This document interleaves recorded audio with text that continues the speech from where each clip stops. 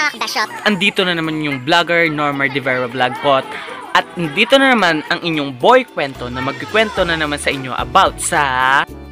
Pero bago yan, kapag hindi ka pa nakakasubscribe sa aking YouTube channel, please click the subscribe button below on this video. At kung hindi ka pa nakakasubscribe, i-click mo na yan! At kung gusto mong laging manood sa vlog ko at lagi kang updated, click mo na rin ang notification bell.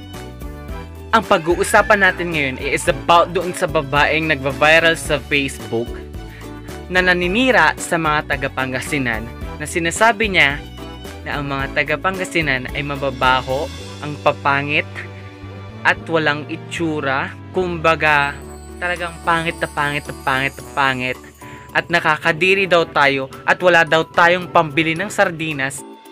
So, ang masasabi ko lang sa yung babae ka, ikaw na bata ka, ang bata mo pa, ang dami-dami mo nang sinasabi sa aming taga-Pangasinan. Bakit? May history ka bang alam about sa Pangasinan? At may history ka ba na pangit ang mga taga-Pangasinan at hindi nakakabili ng sardinas? Ha? Ang masasabi ko lang sa'yo, andito na yung pruweba, nakikita mo na sa harap mo. Ano, masasabi mo pa rin bang mabaho at papangit ang mga taga-Pangasinan? Ngayon alam mo nang nasa harap mo na ang pinaka, hindi naman sa sinasabi kong gwapo ako, pero may tsura ako. Ayan, proud ako sa sarili ko at ganyan ko minumotivate yung sarili ko. At ang masasabi ko lang sa'yo, ipapakita ko sa'yo na nakakabili kami ng sardinas. So kung tutuusin, ito yung sardinas na bibili namin. Kaya kung sino ka mang babae ka, ito na ang pruweba na may sardinas kami at nakakabili kami ng sardinas. At nakakatanggap din kami ng relief goods. Teka. So ikaw na batang babae ka, ipapakita ko sa iyo kung anong natanggap naming relief goods. Ayan. Yan yung bigas na natanggap naming relief goods. At tinago ni Mama yung mga itlog namin. Yung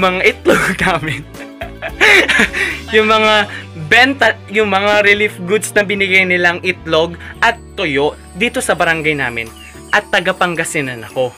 So anong masasabi mo sa amin? Hindi ba kami nakakatanggap ng relief goods?